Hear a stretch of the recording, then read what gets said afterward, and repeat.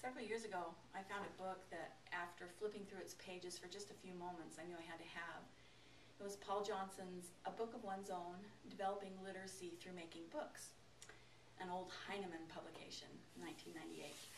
This statement grabbed me.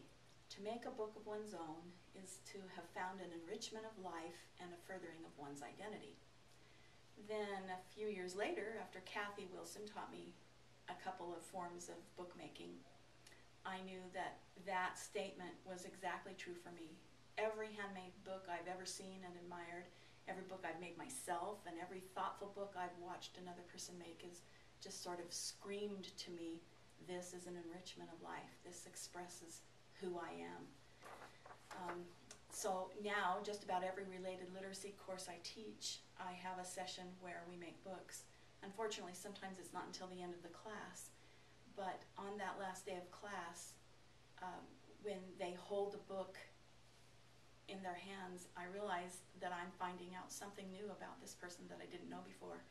It might be in the materials they chose, or in some little way they've chosen to decorate it, a trim they've put on it, how they've created the cover, or applied some sort of original detail to it.